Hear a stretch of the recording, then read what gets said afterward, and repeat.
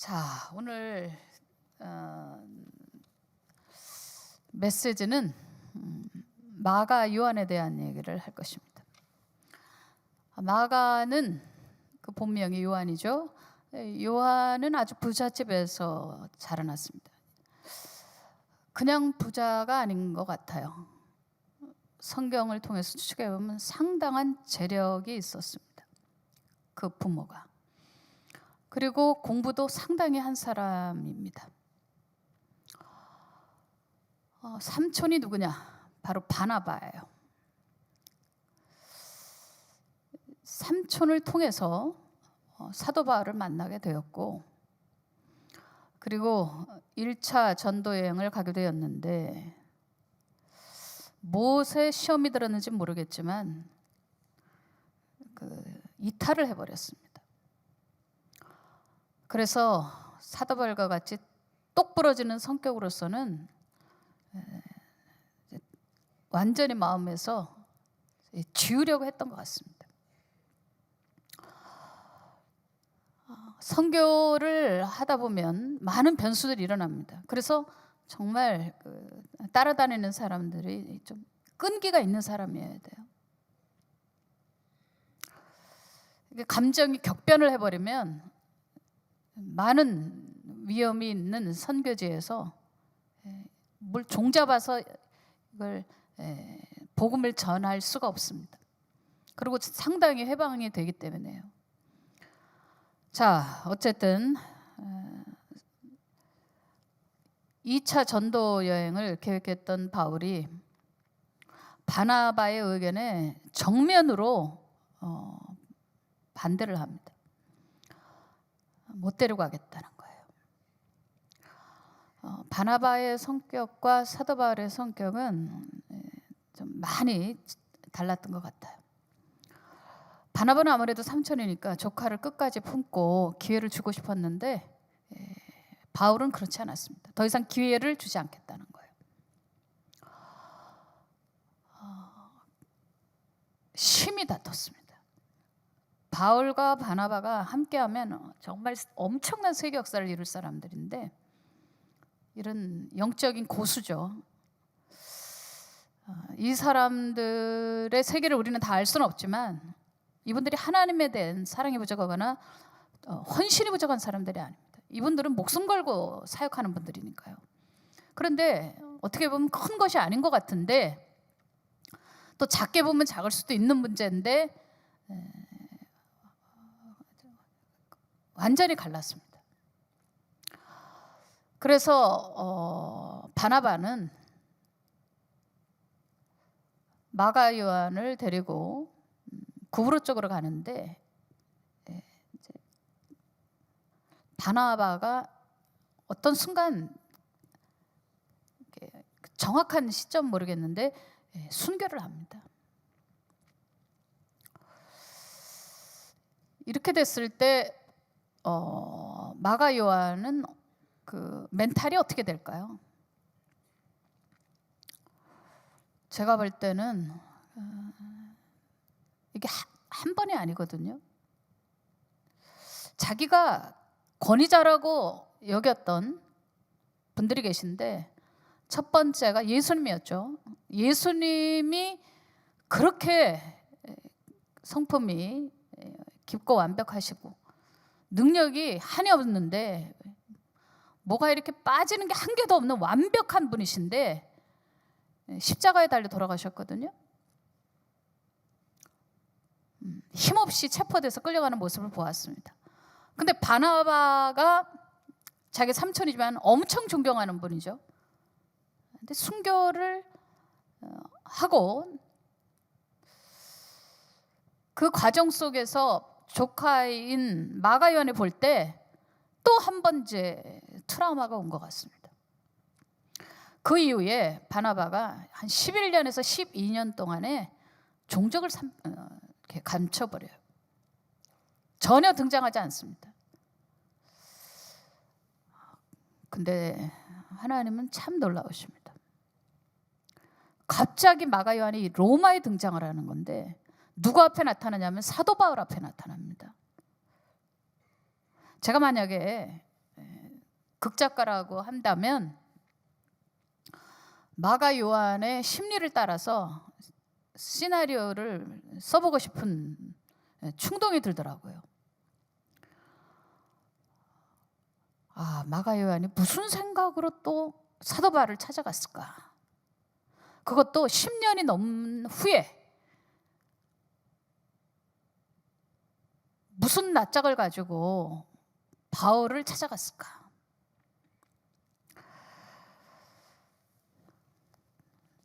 저는 마가 요한의 심리를 시편에 있는 말씀으로 이렇게 묘사를 하고 싶어요. 다윗이 밤마다 침상을 눈물로 띄우나이다 했는데 아마 10년 세월이 그랬을 것 같아요. 후회, 그리고 자기 그 감정을 막 요동을 칠 때 여러 번 그러는데 왜 그걸 다스리지 못했을까? 사실 따지고 보면 마가 요한은 최고의 스승들을 만났습니다. 그 시대에. 근데 그걸 잘 몰랐던 거예요. 지나 보니까 아는 거예요. 첫 번째 누굽니까? 바나바. 이 보통 분입니까? 그 시대에 가장 온유한 분. 그리고 자기 재산을 하나 주님께 다 바친 분. 엄청난 사도입니다. 성품이 보통 깊은 사람이 아니에요. 끝까지 챙기려는 사람은 바나바밖에 없었어요. 마가 요한을 끝까지 챙기려는 사람. 자, 그분을 잃었죠. 바울은 워낙에 원칙적인 분이고 사명 중심 분이니까 호락호락하지 않죠. 어쨌든 그 시대의 사도 바울의 옆에서 보좌관으로 일을 했다. 비서로 일했다. 이건 굉장히 특권입니다. 선교를 가면 이제 누군가는 도시락을 사다 줘야 되잖아요. 야, 밥 좀 먹고 하자. 너 가서 김밥 좀 사올래? 네, 알겠습니다. 야, 그쪽 모퉁이에 있는 그 해분 김밥이 맛있다. 가서 그거 좀 사오너라. 야, 오늘 밤 어디서 자냐? 좀 싼데 어디 구해봐라. 그럼 또 숙소를 구해야 되겠죠? 자, 하여튼간 이 마가 요한에게 있어서 그 두 분을 모시면서 같이 이렇게 사역을 했다는 것은 정말 엄청난 일이에요. 성경에 보세요. 누가 이렇게 기회가 있었는가? 이거 삼촌 잘 만나서 그런 거예요. 삼촌 잘 만나서. 근데 그걸로 끝났나요? 아닙니다. 로마로 가서 신기하게도 사도 바울과 함께 감옥살이를 해요. 사도 바울이 AD 61년 죽잖아요. 근데 그때 순교하면서 누구랑 같이 있냐면 바로 이 마가 요한하고 같이 있어요. 어떻게 이렇게 완벽한 세팅이 있을까? 그러니까 우리 마음대로 계획하는 것 같아도 우리의 발길을 인도하시는 분은 하나님이십니다. 마지막에 사도 바울을 섬길 수 있는 기회를 얻은 거예요. 그럼으로써 자기의 마음에 있는 무거운 것을 털어낼 수 있게. 아마 사도 바울이 아니었다면 처음부터 마가 요한을 데리고 가진 않았을 거예요. 왜? 그 전력이 있거든요. 무슨 전력? 오늘 마가복음 14장에 있는 대로 예수님께서 체포됐을 때 뒤쫓아가지 않습니까? 그때 아마 체포조 군인들이 그랬겠죠. 예수가 마지막 잔치 벌일 때, 만찬할 때 그 집에 도령이야, 도령. 저 사람이 어머니 마리아 있죠. 예루살렘은 아주 알려진 부잣집이니까 그 집 아들이라는 거. 아마 저놈도 만찬에 같이 앉았었을 거야. 저것도 제자 아니야? 막 그러니까 얼마나 급했는지 막 그냥 걸음아 나살려라 그러고 도망갔어요. 근데 도망갈 때도 성경에 보니까 배 혼니부를 버려두고 갔다고 그래요. 아시다시피 이스라엘 사람들은 속옷이 있고 겉옷이 있어요. 그래서 필요할 때는 겉옷을 이불처럼 쓰기도 해요. 제가 중동에 있어봐서 알잖아요. 속옷 티툰을 입고 그 다음에 겉에 이렇게 언제든지 이렇게 이불처럼 덮고 자게끔 돼 있어요. 근데 성경에 보니까 이게 세마포예요. 그 시대에 세마포로 겉옷을 입고 다닌다. 아주 가는 배죠. 그런 옷을 입는 사람은 0.001%예요. 그런데 그걸 벌려두고 그냥 막 튄 거예요. 제가 추측컨대는 아마 예수님을 체포하러 올 때 그 마가의 집으로 왔겠죠. 처음에 이제 이곳에 모였다. 뭐 뻔하죠. 가룟 유다가 알려줬을 테니까. 그러면 그 집에 가서 수색을 해보니까 예수님이 없어요. 제자들도 다 떠났어요. 제가 볼 때는 마가 요한이 잠을 자고 있다가 막 그냥 군인들이 들어와서 압수수색한다고 그러고 들어오니까 겁을 먹었지만 한편으로 예수님에게 알려줘야 되겠다 이런 생각도 들었겠죠. 예수님 지금 체포조 떴으니까 빨리 어디로 피신하시라고. 그래서 막 뛰어가다 보니까 따라가다 보니까 이미 사고가 터진 거죠. 그러고서 이제 튄 거예요. 근데 그게 작은 사건이 아니었던 것 같아요. 난다 긴다는 베드로도 제자들도 다 튀었거든요. 베드로도 그것 때문에 굉장히 속에 그 상처도 있었고 그 자신감도 잃고 어느 정도의 트라우마가 있었던 것 같아요. 제가 볼 때는. 근데 이 어린 마가 요한은 오죽했겠어요. 그래서 어떤 성격 형성에 대인관계에 뭔가가 온 것 같아요. 그게 무엇이었을까요? 마음을 못 다스리는 거. 그 비슷한 상황이 오거나 뭔가 위험하다 싶으면 중간에 하던 일을 다 내버려둬 버려. 안 해버려 그냥. 그만두겠다는 거죠. 여러분들 성숙한 사람은 내가 마음에 들든 마음에 들지 않든 자기가 하던 일을 끝까지 해요. 직장살이도 그렇게 하고 모든 일에 대해서 그게 내가 하고 싶든 하고 싶지 않든 그거를 쭉 끌고 가는 힘이 에너지가 있어요. 그리고 그런 의지력이 있어요. 그런 의지는 어디서 오냐? 바로 하나님의 성품입니다. 믿습니까? 그래서 신앙생활 할 때 사명을 감당할 때 정말 중요한 것은 성품 중에 뭐 착한 성품도 있고 아주 온유한 성품도 중요하지만 진짜 중요한 게 의지예요. 의지. 가다가 획가닥 다 뒤집어 버리고 안 해. 그만해. 이제 다 그냥 다 말아먹는 성격들이 있어요. 근데 바로 이 마가 요한이 그런 류의 사람이에요. 감정에 뭔가가 이렇게 막 올라오는 거 있잖아요. 막 애가 끓는다고 해야 되나? 막 요동친다고 해야 될까? 그걸 엎어버려. 몇 번째 그러거든요. 그러고 나서 잠적. 그게 3번째예요. 그리고 4번째 로마로 가서 사도 바울을 이제 철이 든 거죠. 신앙생활은 절대 감정적으로 하면 안 된다. 나중에 꼭 후회한다. 이제 그걸 깨닫는 게 10년이 더 지나갔습니다. 그런데 참 하나님의 마가 요한을 엄청 사랑하세요. 그게 뭐냐? 사도 바울이 순교하고 나서 누구를 만나냐면 베드로를 만납니다. 그러니까 그 시대에 하여튼간 최고의 사부들만 만나는 거예요. 베드로를 옆에서 수종을 둡니다. 이 사람은 아주 그 좋은 점이 있어요. 마가 요한이 다 나쁜 게 아니에요. 윗사람한테 사랑받는 그런 면이 있는 것 같아요.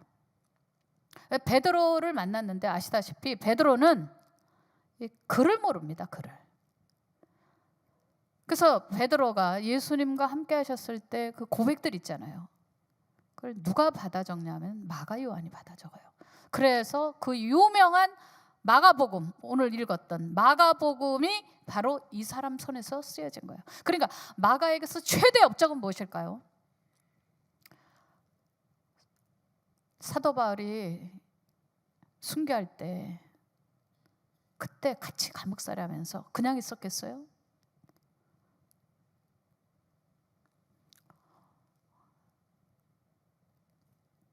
마지막에 돌봄이 마가의 손이 아니었을까. 그리고 또 베드로가 큰 약점이 배움이 없는 거예요.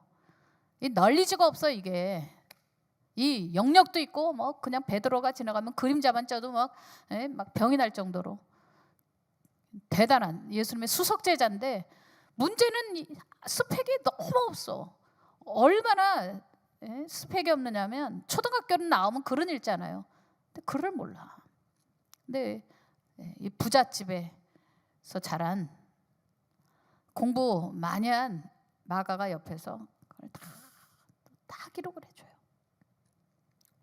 그러니까 마가 요한에게 정말 은혜가 있었다는 거는 하나님의 원한대로 가더라는 거예요. 원한이라는 건 뭐냐? 원래의 계획대로 가는 거예요. 결국은 하나님의 뜻대로. 믿습니까? 오늘 새벽에 그 찬양을 제가 불렀어요. 아니 그냥 생각이 났어요. 누가 목사한테 제가 아침에 보냈는데 449장인가 찬양, 의지하고 순정하는 길은 예수 안에 즐겁고 복된 길이로다. 책상에 앉았는데 나도 모르게 이 찬양이 입에서 흘러나오더라고요. 결국은 마가 요한이 제자리로 돌아갑니다. 아멘. 1차 전도여행 때 그때 사고치고 그 다음에 바울하고는 연결이 끊어진 것 같은데 아니에요. 마지막 죽음에 그 자리에 누가 있냐? 마가 요한이 있어요. 끝까지 베드로 누가 섬기냐? 결국은 마가 요한이 있어요. 바나바의 순교할 때 누가 있었냐? 마가 요한이 있어요. 그리고 이 거물들을 잘 섬겨주고, 할렐루야.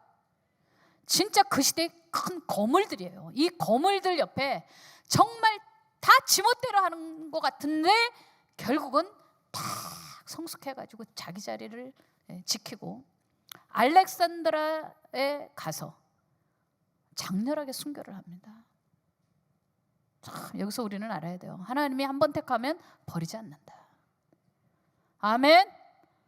이 마가요에게는 천둥벼락 뭐 다쳤어요. 인생에 뭐 그냥 이렇게 자꾸 이렇게 돌아가는 게 있어요. 좀 직진으로 가는데 왜 이렇게 까탈하고 왜 이렇게 뭐가 이렇게 까칠하고 그냥 왜 그래 도대체가. 그런데 아니에요.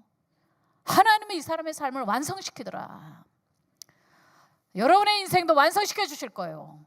하나님께서 여러분의 이 교회를 보내실 땐 다 역할이 있어서 보낸 거예요. 그 여러분의 역할도 하나님 완성시키실 거예요. 마가 요한에게는 어떤 심리적인 위축도 있지만 트라우마도 있었지만 또 한편으로는 자기가 하는 일을 귀하게 여기지 않았어요. 자기가 섬겼던 사람들이 누구예요? 최고의 사람들인데 그 귀함을 몰랐어요. 그래도 결국은 문턱을 넘었습니다. 하나님이 그를 부르신 그 목적을 다 이루고 가게 되었습니다. 이집트 알렉산드리아에서 그가 순교의 처지에 있을 때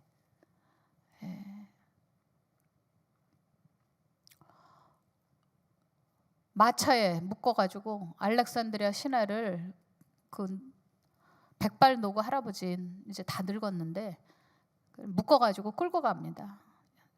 시저가 나의 주라라고 고백하라고 그랬는데 그때 마가는 예수가 주님이시다. 딱 딱 그 한마디로 끝내버려요. 다 자기의 역할이 있는데 그걸 모르고 사는 사람들이 있어요. 왜? 성숙하지 않아서. 이것은 마가 요한에 대한 이야기지만 여러분 개인에 대한 이야기일 수도 있어요. 여러분 자신이 넘어야 될 문턱이 있단 말입니다. 다 같이 내가 넘어야 할 문턱이 있다. 그 문턱을 하나님이 주신 인생에 한 두세 번의 기회가 있어요. 세상에서도 뜰 수 있는 기회가 있고 교회에서도 정말 찬란하게 광채 있게 하나님의 일을 뻔때 있게 할 수 있는 기회가 있는데 그걸 놓쳐버리는 사람들이 있어요. 그렇게 사명의 기회를 놓쳐버리면 그 다음에 어떤 일이 벌어진 줄 아세요? 영적 침체가 와버립니다.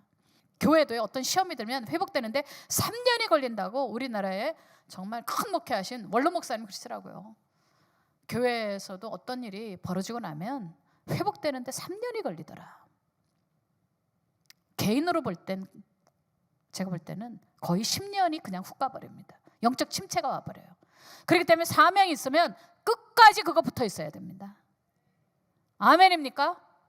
네. 내게 주어진 사명, 난 두 가지를 못해. 예수님께서 마르다와 마리에게 한 것처럼 한 가지만 족한 일을 한 것처럼 내가 제일 잘하는 것 혹은 하나님께서 확실하게 음성으로 주신 것 그 역할을 감당하면 된다. 아멘입니까? 허용으로 하지 마세요. 여성들은 열등의식으로 하지 마세요. 오버합니다 다. 그리고 남성들도 마찬가지예요. 남자들은 이렇게 컴페터티브 해가지고 경쟁의식이 많아가지고요. 그 교회 안에서들 그런 일이 많이 벌어지죠. 한국 교회 보면 당회에 어려움들이 생겨요. 왜? 남자들은 비교의식이 많고 이기려고 하려고 하니까요. 그러니까 자꾸 부딪혀요. 부사역자들도 마찬가지예요. 지금은 그런 일이 없지만 막 부사역자들끼리 남성들은 충돌을 하거든요. 결국은 가다 보면 마지막에 헤드 싸움을 하거든요. 헤딩을 해버리니까. 그러나 어쨌든 남자건 여자건이 중요한 게 아니라 우리가 성령을 쫓아 행해야 됩니다. 그래야만 육체의 욕심을 이루지 아니하리라. 다 같이 성령을 쫓아 행해야 된다. 어쨌든 주님께서는 마가 요한의 모든 이 속도와 방향이라고 하는 게 좋겠네요. 방향을 탁탁탁탁 하나님이 틀어버리십니다. 그러고서는 결국은 바나바 찍고 바울 찍고 그 다음에 베드로 찍고 그리고 마지막에는 알렉산드리아에서 로마 장교의 그 말 뒤에 몸을 묶어가지고 알렉산드리아 전 시내를 물들었다. 이건 제가 이집트 알렉산드리아의 그 콥틱 교회 가니까 마가 요한 교회가 있더라고요. 들어갔더니 그 마가 요한의 팔이 거기 있더라고요. 이걸 잘라가지고 콥틱 교회는 그런 게 있잖아요. 성자들의 몸을 이렇게 기념하는 거. 마가 요한의 팔이 거기 잘려가지고 전시돼 있어요. 그리고 거기 써 있어요. 마가 요한의 피가 알렉산드리아 전 시내를 물들였다. 결국은 이렇게 갈 사람이에요. 그런데 그걸 미리 순종하고 가겠냐. 이렇게 아주 낭비하고 사도 바울에게 상처를 엄청 주고 바나바하고도 싸움을 붙이고 그래서 바나바와 바울이 진짜 엄청나게 싸우고 자기 때문에 왜 이렇게 문제를 크게 키우고 그리고 또 그것 때문에 괴로운지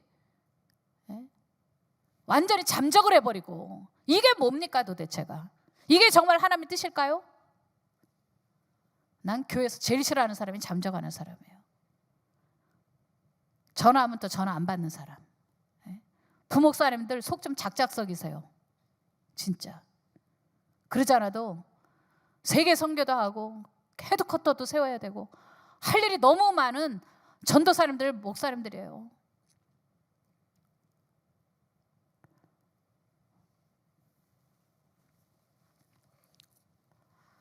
그렇지만 하나님이 마가 요한에게 새로운 기회를 주셨듯이 다시 살아볼 수 있는 기회를 주셨듯이 결국 우리는 주님의 손바닥에서 벗어나지 못합니다.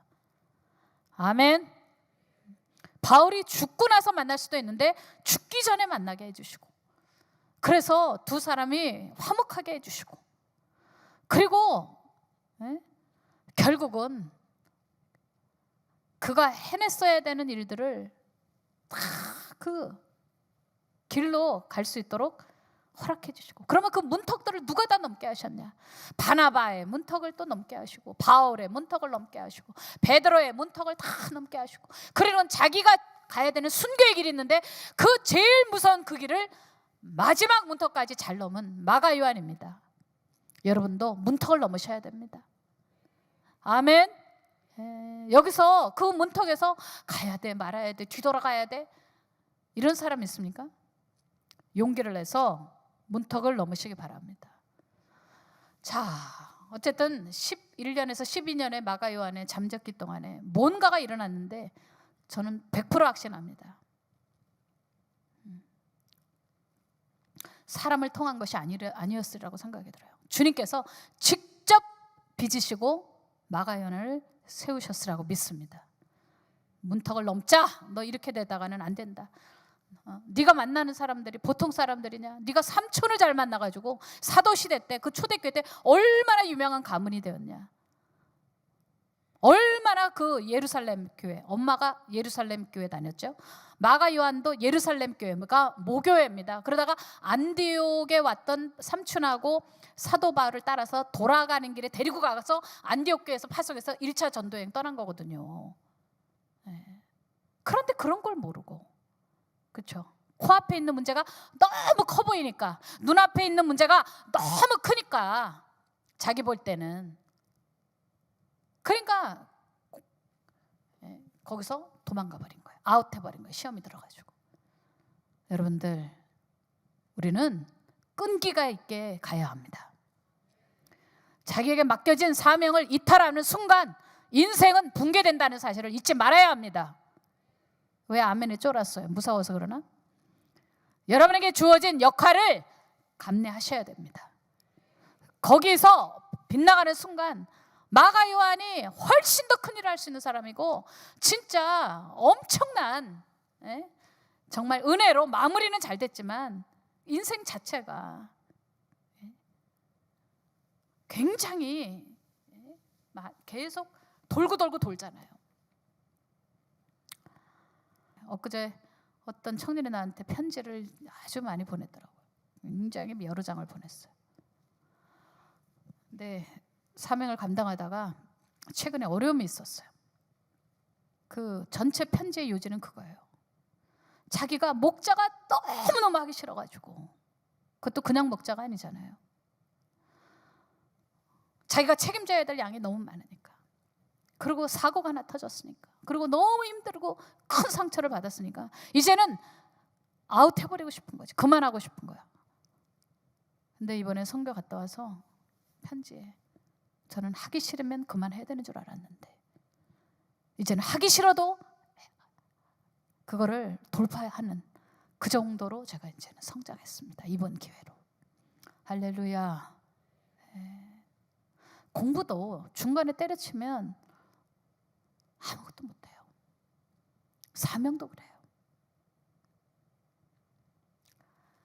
물론 성경을 보면 이번에도 목자님들 2주 안식을 하지만 안식은 필요해요. 그러나 절대 사명을 버린 일은 없어야 한다. 아멘입니까? 예. 성숙한 사람은 자기가 해야 할 일이 싫든 힘들든 계속 그 일을 내려놓지 않습니다. 그래서 이집트의 콥틱 교회가 상당히 큰 교단이잖아요. 그 원조를 누구로 보냐면 마가 요한으로 보는 거예요. 이집트의 교회를 누가 세웠냐? 마가 요한이 세웠다고 하는 거예요. 오늘 여러분들에게 요청합니다. 어떤 고난이든 시험이든 문턱을 넘어가십시오. 여러분들 오늘 결단하십시다. 다 같이, 사단마귀야, 내가 받을 약속이 크다. 내가 받을 축복이 크다. 나를 붙잡고 있는 끈덕지게 사명을 감당하지 못하도록 늘어지는 귀신아 떠나갈지어다. 아멘. 나는 하기 싫어도 끝까지 감당할 것이다. 나에게는 역할이 있다. 사명이 있다. 할렐루야. 우리의 감정도 말씀으로 성숙해져야 되고, 그죠? 감정은 아주 어린아이인 사람도 있고요. 어떤 사람은 감정이 아주 성숙한 사람이 있어요. 자기가 하던 일도 끝까지 합니다. 그리고 계속 하나님이 주신 목표를 향해서 나아갑니다. 어떤 역에서 중간역이 계속 있지만 그거를 쉼 없이 지나갑니다. 이 역에서 그만 내려버리고 싶어. 아유, 나는 그냥 신림역에서 내릴래. 아유, 나는 잠실역에서 내릴래. 당신은 잠실역에서 내리면 안 돼요. 건대역에서 내려야 돼요. 은윤가? 레토닉이야? 수사적이야? 내리면 안 돼요. 끝까지 가야 됩니다. 너는 단단하게 심겨진 나무다. 시절을 쫓아 과실을 맺어왔고 앞으로도 하나님은 너를 통하여서 큰 역사를 이룰 것이다. 마가 요한은 어떤 일을 해도 제대로 끝까지 해본 적이 없는 사람이에요. 계속 뒤집어 엎는 사람이에요. 그러나 그의 마지막은 그렇지 않았습니다. 여러분의 생애도 그렇게 한번 제대로 해보시기 바랍니다. 이번 가을에 말씀으로 재정돈하고 재정비해서 여러분의 인생에 결실이 있기를 바랍니다. 그것이 사업을 하든 여러분이 직장에 다니든 자녀를 키우든 선교를 하든 목회를 하든 한번 제대로 열매를 맺어보시기 바랍니다. 김영민 목사의 성경 칼럼, 감사 적금 드세요. 고린도후서 4장 15절 말씀. 모든 것을 너희를 위하여 하는 것은 은혜가 많은 사람의 감사함으로 말미암아 더하여 넘쳐서 하나님께 영광을 돌리게 하려 함이라. 다윗의 시편에서 가장 유명한 시는 23편이다. 나도 그 시가 좋다.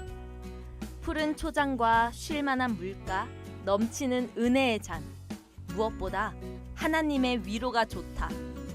그런데 어느 날 시편 19편을 읽었을 때 나도 모르게 혼자서 이렇게 중얼거렸다. 와, 다윗 미쳤네, 미쳤어. 완전 천재. 하며 웃었다. 다윗의 시는 풀밭, 시내, 골짜기, 폭포, 천둥, 백향목, 엄마 품의 아기, 초장에 내리는 이슬비 등 아름다운 자연계에서 많은 영감을 받고 주님의 은혜를 표현했다. 그런데 시편 19편은 스케일이 다르다. 지구를 넘어 우주 전체를 통한 하나님의 계시를 전달한다. 하늘이 하나님의 영광을 선포하고 궁창이 그 손으로 하신 일을 나타내는도다. 날은 날에게 말하고 밤은 밤에게 지식을 전하니 언어가 없고 소리도 없으나 그 소리가 온 땅에 통하고 그 말씀이 세계 끝까지 이르도다. 시편 19편 1절에서 4절 A. 이 시에서 설명하고자 하는 것은 두 가지이다. 우주는 왜 존재하는가? 그리고 그 안에서 살고 있는 인간의 존재 목적은 무엇인가? 이다. 하나, 우주의 존재 목적은 하나님의 영광을 나타내는 것이다. 시편 19편 1절 말씀. 하늘이 하나님의 영광을 선포하고 궁창이 그 손으로 하신 일을 나타내는도다. 우주는 말하지 않아도 하나님의 능력을 그들의 방식으로 강력하게 말해주고 있다. 시간의 제한도 없다. 배터리를 교체할 필요도 없다. 하지만 하늘을 올려다볼 때마다 우주 천체는 내게 이렇게 가르친다. 하나님은 살아계시고 날 만드셨어. 인간도 예외가 될 수는 없다. 엄밀히 말하면 우리는 창조자가 아니다. 피조물이다. 아무리 똑똑해도 하나님의 지혜로 빚어진 그냥 피조물이다. 자식이 부모를 인정하는 것은 인간계에서 가장 기본적인 윤리이다. 하물며 대부모이신 창조주 하나님을 인정하는 것. 그것이 우리가 이 땅에 살면서 첫 번째 우선순위가 돼야 하지 않을까? 하나님은 제 아버지이십니다. 당신은 제 존재의 뿌리이십니다. 제가 가진 모든 것이 하나님에게서 왔습니다. 제가 숨을 뱉은 첫날부터 마지막 숨을 내쉴 때까지 저는 하나님의 생명과 기운을 받아 살고 있습니다. 저는 캄캄한 밤하늘에 반짝이는 별처럼 이 어두운 세상에서 하나님께 영광을 돌리겠습니다. 인간이나 우주나 하나님의 영광을 드러내는 것. 그것이 첫 번째 존재 목적이다. 둘, 우주와 인간의 존재 목적은 말씀으로 사는 것이다. 시편 19편 2절에서 4절 A 말씀. 날은 날에게 말하고 밤은 밤에게 지식을 전하니 언어가 없고 소리도 없으나 그 소리가 온 땅에 통하고 그 말씀이 세계 끝까지 이르도다.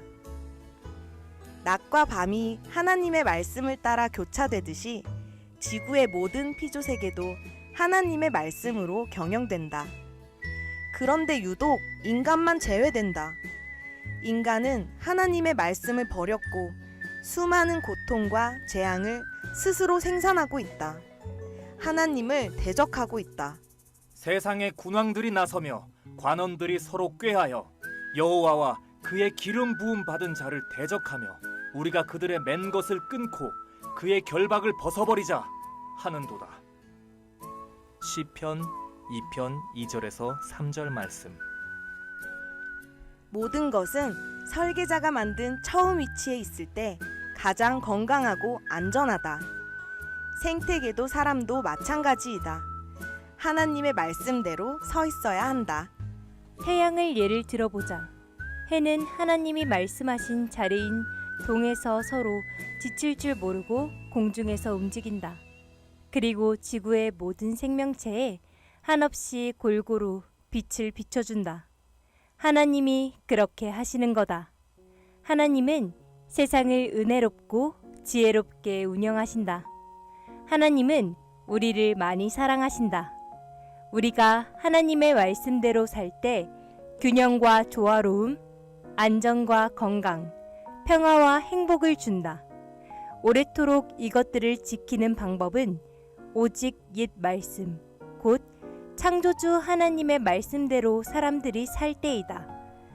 우주나 인간은 말씀에 순종해야 한다. 우주와 인간이 존재하는 이유, 가장 기초적인 이야기는 이 정도로 마치겠다. 그리고 우리의 삶 속에서 어떻게 실천할 수 있을지 이야기하고 마치려 한다. 고린도후서 4장 15절에 바울은 하나님께 영광을 돌리는 길은 감사라고 가르친다. 나는 앞서 하나님께 영광을 돌리는 것과 말씀대로 사는 것, 이 두 가지가 우리가 존재하는 목적이라고 말씀드렸다. 감사처럼 이것들을 충족시키는 것은 없다. 나는 아주 부정적이고 투덜거리며 짜증이 많은 사람이었다. 툭하면 다른 사람들을 투사하고 비판했다. 어느 날인가 주님께서 내가 어떤 사람인가를 기도 중에 보여주셨다. 너는 말씀을 가르친다고 하지만 내가 가르치는 말씀 전체가 하나님께 감사하며 찬양하고 있다는 것을 알고 있느냐? 성경은 유일하신 하나님께 감사하라는 것이다. 기독교는 감사이다. 먼저 범사에 감사하는 것을 배우라. 그리고 내가 설교해도 늦지 않다. 사도 바울은 고린도후서 4장에 우리가 사방으로 우겨쌈을 당하여도 쌓이지 아니하며 답답한 일을 당하여도 낙심하지 아니하며 핍박을 받아도 버림바 되지 아니하며 거꾸러뜨림을 당하여도 망하지 아니하고 주 예수를 다시 살리시니가 예수와 함께 우리도 다시 살리사 너희와 함께 그 앞에 서게 하실 줄을 아노니 모든 것을 위하여 하는 것은 많은 사람의 감사함으로 말미암아 더하여 넘쳐서 하나님께 영광을 돌리게 하려 함이라. 고린도후서 4장 8절에서 15절 말씀. 고난은 쉽지 않다. 하지만 고난 가운데서도 하는 감사는 가장 큰 믿음이고 용기이다. 깨진 것, 잘못하는 것만 보는데 익숙한 우리가 고난 가운데서도 하나님의 능력과 선하신 성품을 보며 감사한다면 하나님의 영광이 어떤 모습으로 나타나실지 기대하지 않을 수가 없다. 과거 우리에게 주시지 않아도 되었던 수많은 선물들과 은혜들을 생각해보자. 하나님이 꼭 그렇게 하실 필요가 있으셨을까? 우리에게 주신 최고의 선물 예수님과 아버지께 감사를 돌리자. 매 순간 불평의 순간에 할렐루야를 끌어내고 선포하자.